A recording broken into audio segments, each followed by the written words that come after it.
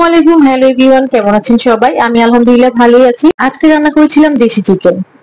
ঈদের সময় আমার আম্মুর এই রান্নাটি খেয়ে আমি ভীষণ পছন্দ করেছিলাম, তো আমি আমার আম্মুর কাছ থেকে ফুল রেসিপি নিয়ে নিয়েছি, ঠিক সেভাবে আজকে করার ট্রাই করেছি। প্রথমে আমি আমার হাঁড়িতে সরষের তেল দিয়ে নিয়েছি, তারপর তেলটি গরম হয়ে আসলে এখানে একটু লবণ ছিটিয়ে দিয়েছি। এরপর এখানে আমি পেঁয়াজ দিয়েছি। পেঁয়াজ আমি একটু বেশি অ্যাড করেছি এখানে।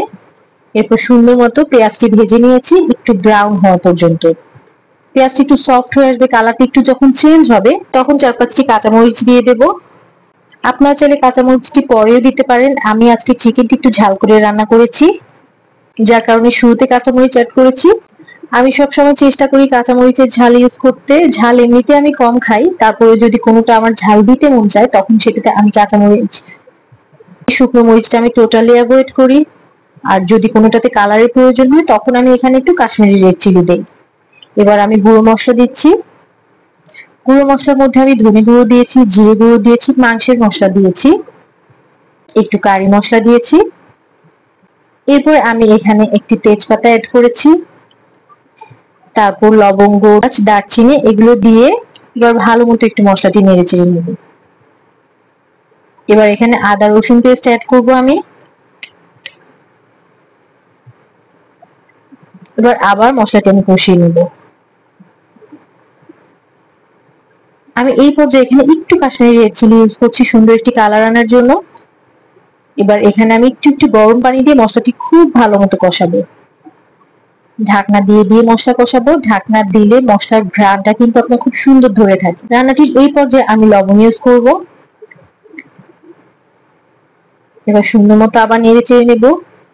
আবার একটু গরম পানি দিয়ে আমি মশলাটা সুন্দরভাবে কষিয়ে নেব। যত সুন্দরভাবে মশলা কষাবেন আপনার রান্নাটি তত সুন্দর হবে। আমার মশলাগুলো কষানো হয়ে গেছে খুব সুন্দরভাবে। এবার এখানে আমি আমার মাংসগুলো অ্যাড করে দেব। আমি কিন্তু আমার রান্নাতে এখন পর্যন্ত হলুদ ইউজ করব। হলুদটি আমি আরো পরে দেব। শুরুতে হলুদটি দিয়ে দিলে বারবার নিচে লেগে আসে, যার কারণে হলুদটি পরে ইউজ করব। এবার আমি মশলার সাথে মাংসগুলো খুব সুন্দরভাবে কষিয়ে নেব। যত সুন্দরভাবে কষাবেন তত মজা হবে রান্নাটি।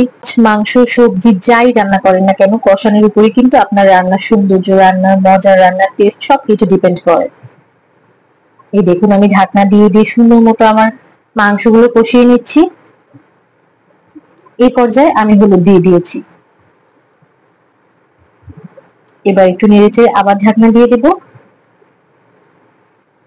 কষাতে কষাতেই কিন্তু আমার রান্নাটি প্রায় হয়ে যাবে 70%।